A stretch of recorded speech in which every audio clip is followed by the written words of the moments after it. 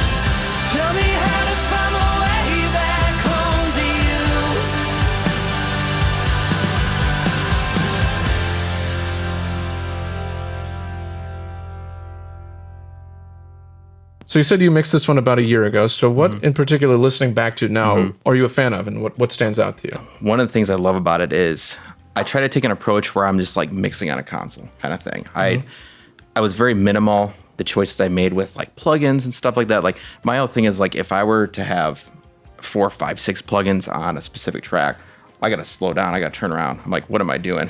Start fresh, clear that track out, and then start over. Because sometimes it's like something as simple as if I just can't, like a snare or something like that, I can't get it to sit right in the mix. Sometimes I'm just over processing. It's something simple like, is the phasing right? And against the overheads of the rooms, or, is there a clashing frequency? So that's the approach I took with this mix, with the whole EP actually in general on this one. Yeah, and I forgot to mention this earlier, but yeah, roughly 7 months ago, we did a video in your studio doing a mix with the same band, and I assume the same kind of processing and stuff like that for the most part. So if you're interested in checking out how your process of mixing was with these tracks, you can check that video out. We'll link it in the description as well. So how long did this mix take you all total, you think? It took me a couple hours. Yeah. Like at some point I was going to tell myself I got to stop because like I'll never stop mixing. Yeah. Like it'll continue. It's like I'm listening to it now. Just when we heard it, I'm like, man, I wish I changed that. I want to fix that, but you got to stop. Yeah. That's what I've always discovered. Yeah. You know, you just mentioned that even listening back now, you're like, oh, I could have done this, could have done that. Yeah. What are those things that you think could have been improved 1 year later? Like for me, I wish the drums were punchier. Yeah. I think they're sitting a little too far back in the mix, but at the time it was fine, you know, and at the end of the day, you know, the artist loved it. It was like, this is great. Most important part. Yeah, that's the most important part. I think that the vocals could have been out just a hair more, but I mean, I'm always going to think that. Yeah. It never ends. So the next one is how many years old? It was 2009. Okay. So what's that? 11? 12 years? Yeah, something like that. Math. 12 years. Yeah. Wow. 2009. So that's almost vintage at this point. Yep. Yeah, we'll play this really fast, and then I'd love to just get your feedback on what you think. That'd be great. Yeah.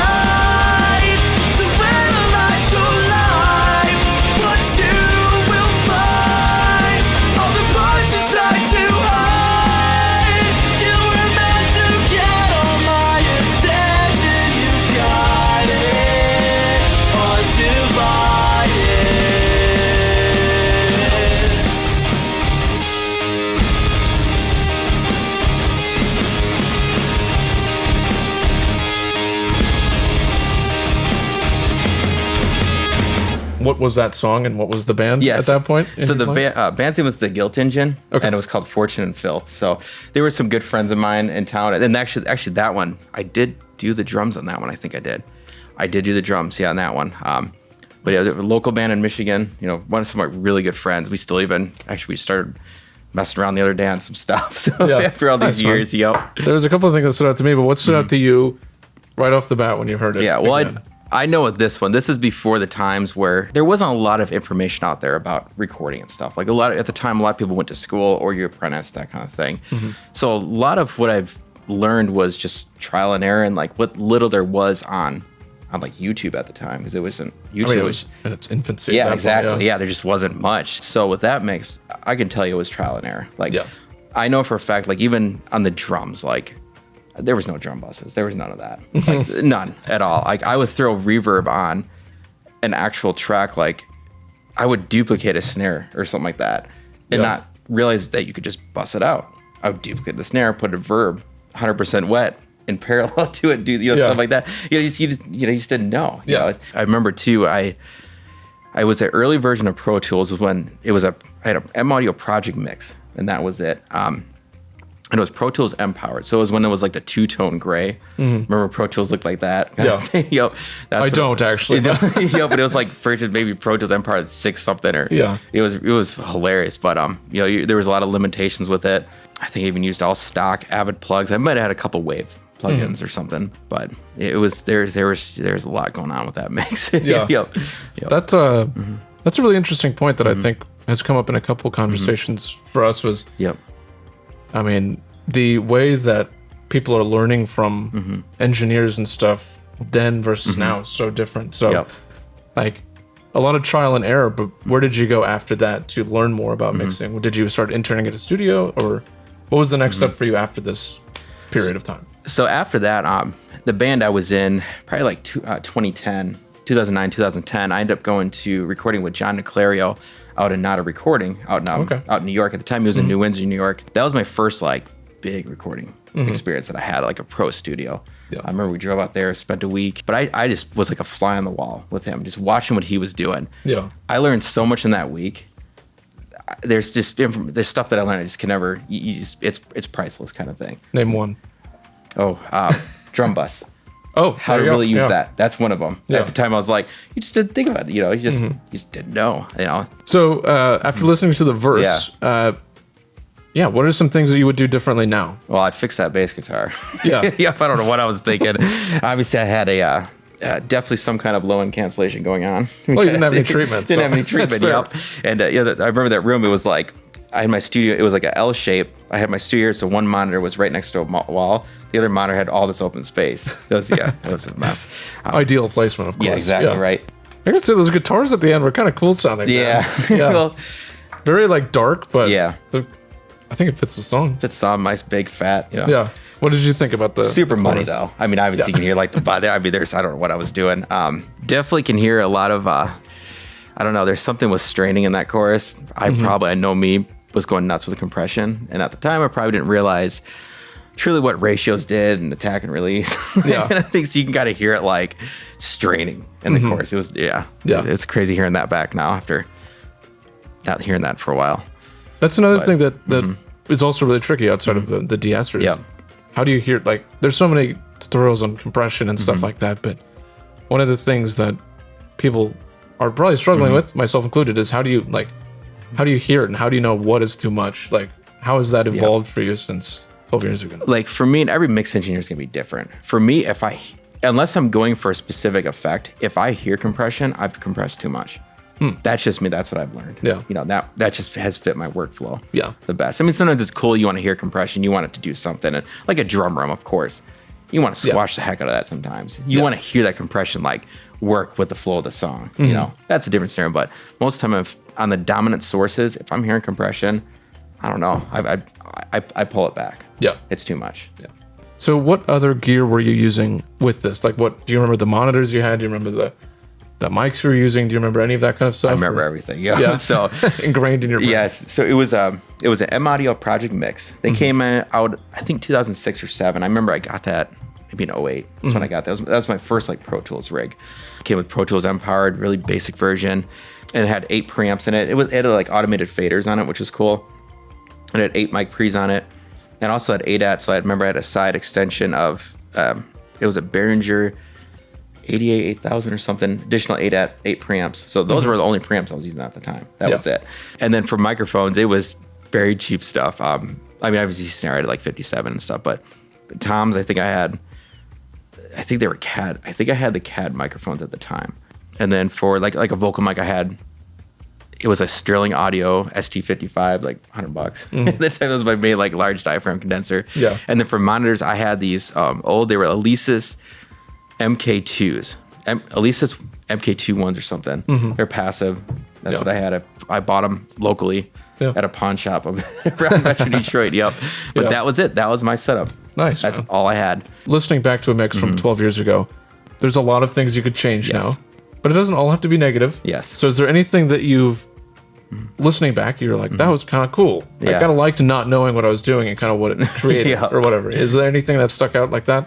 I mean, there's some like, for me, I know I was pretty simplistic at the time. Like, I didn't go crazy with these routings and the routing stuff to this bus and that bus and stuff. So sometimes I missed the days where I didn't know that because you can get yourself in a lot of trouble when you know too much sometimes. Yeah. So like hearing back like that chorus, there's stuff I'd fix. It's muddy. It needs to be cleaned up. The compression, I don't know what I was thinking.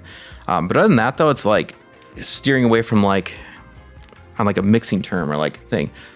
I just like how I put the chorus together. You know, it was like really big, full. Like the production of it was still like, I'm like, wow, that's for not knowing a lot.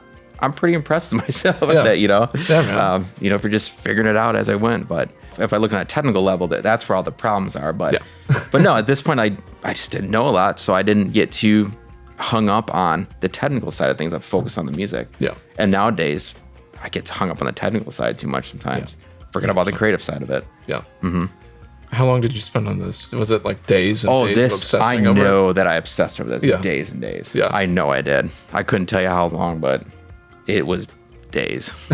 I'm sure. Was the entire band extremely happy with it at the end though? Oh yeah. We all, There you go, man. What's the important part? Exactly. That's what's important. I try not to ever get discouraged, especially when I hear like old mixes, because it's like you learn, every day. It's like for me, I look at them, it makes me proud. I'm like, wow, I was able to look at them far progressed over all those years, you know? And just don't get too hung up on stuff. Like, end of the day, use your ears, have fun with it. If it sounds good, run with it.